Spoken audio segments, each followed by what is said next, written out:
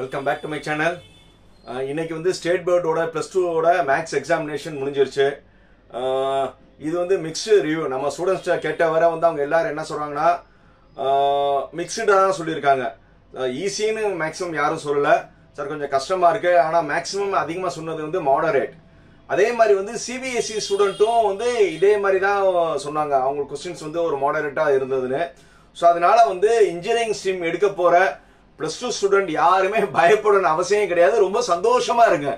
நீங்க ரொம்ப சந்தோஷமா இருக்கலாம். ஏன்னா இப்போ உங்க மார்க் குறைஞ்சிச்சுன்னா உங்களுக்கு மட்டும் மார்க் கிடையாது. ஓவரால் வந்து எல்லாத்தோட ரிவ்யூ வந்து கொஸ்டின் ஒரு மாடரேட்டரா இருக்கிறதுனால எல்லாருமே ஒரே மாதிரி தான் எழுதியிருப்பாங்க. மேபி எக்ஸப்ஷனல் 1 or 2 ஸ்டூடெண்ட் தவிர வந்து மிச்சம் எல்லாருமே வந்து ஒரே மாதிரி தான் இருக்கிறதுனால வந்து எக்ஸாமினேஷன் மார்க் வரும்போது அப்புறம் கட் ஆஃப் சொல்லி நீங்க இன்ஜினியரிங் கால்குலேஷன் பண்ணும்போது உங்களுக்கு என்ன இருக்கும்னா கண்டிப்பா வந்து போன வருஷம் இன்ஜினியரிங்கோட வந்து உங்களுக்கு கட் ஆஃப் கண்டிப்பா குறையும். ஸோ அதனால வந்து சார் எனக்கு நான் ரொம்ப மார்க் குறைச்சிட்டேனே, எனக்கு மார்க் குறைஞ்சு வருதுன்னு சொல்லி யாருமே ஃபீல் பண்ண வேணாம். எல்லாருக்கும் அதான். ஸோ அதனால வந்து யாருமே வந்து நீங்க உதவி பண்ணாம அடுத்த எக்ஸாமினேஷன் உங்களுக்கு என்னென்ன இருக்கு, கெமிஸ்ட்ரி இருக்கு, பிசிக்ஸ் இருக்கு. ஸோ அதுல வந்து நீங்க மார்க் இம்ப்ரூவ் பண்றதுக்கு முயற்சி பண்ணுங்க. இதே நினைச்சுட்டே இருக்க வேணாம். மேபி ஐயோ மேக்ஸ் தான் வந்து ரொம்ப முக்கியம்னு சொன்னாங்க, மேக்ஸ்ல கட் ஆஃப் கூடனாதான் வந்து இன்ஜினியரிங் கட் ஆஃப் கூட நல்ல காலேஜ் கிடைக்கும்னா இது எல்லாத்துக்கும் தானப்பா, உங்களுக்கு மட்டும் கிடையாது. உங்களை மாதிரி எழுதுனா எல்லா ஸ்டூடெண்ட்டும் இதே மாதிரி தான் எழுதியிருக்காங்க.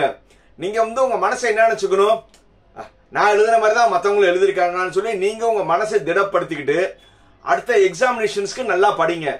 அடுத்த எக்ஸாமினேஷன் ஸ்டேட் போர்டு பொறுத்தவரை என்னென்ன இருக்கு, மேஜர் எக்ஸாமினேஷன் என்னென்ன இருக்கு, இன்ஜினியரிங் கால்குலேஷனுக்கு வர்ற மாதிரி கெமிஸ்ட்ரியும் பிசிக்ஸும் அதை வந்து நீங்க நல்லா படிங்க. நல்ல மார்க் அதுல எடுத்துட்டீங்கன்னா நீங்க ஒரே பண்ணணும் அவசியம் கிடையாது. ஸோ அதனால வந்து இன்ஜினியரிங் தான் லைஃப் நினைச்சிட்டு கட் ஆஃப் குறையும் நினைக்கிறவங்க சந்தோஷமா இருங்க. மேக்ஸ்ல குறையறத பத்தி நீங்க வருத்தப்படாதீங்க. நீங்க அடுத்த எக்ஸாமினேஷன் கான்சென்ட்ரேட் பண்ணுங்க, நல்லா படிங்க. உங்களுக்கு அடுத்தடுத்த வீடியோஸ் வந்து நிறைய வந்து இன்ஜினியரிங் ரிலேட்டடு கவுன்சிலிங் ப்ராசஸ் எல்லாமே இருக்கும். ஏன்னா இப்ப ஏன் அது அதிகமா போஸ்ட் பண்ணலன்னா நிறைய பேர் வந்து நான் இந்த வீடியோ கூட வந்து ஸ்டூடெண்ட் அதிகம் பார்க்க வேணாம், பேரண்ட்ஸ் மட்டும் தான் பார்க்கணும்னு நினைக்கிறேன். ஏன்னா ஸ்டூடெண்டோட மைண்ட் டீவியேஷன் ஆயிடக்கூடாது. ஸோ அதனால வந்து இந்த பார்த்துட்டு இருக்க பேரண்ட்ஸ் வந்து நீங்க ஒன்றும் ஒரி பண்ண வேணாம், தைரியமா இருங்க.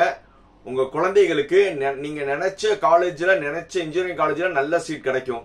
ஸோ அதனால இந்த சேனல் பிடிச்சிருந்துச்சா என்ன செய்யணும், லைக், கமெண்ட், ஷேர், சப்ஸ்கிரைப். பாய்.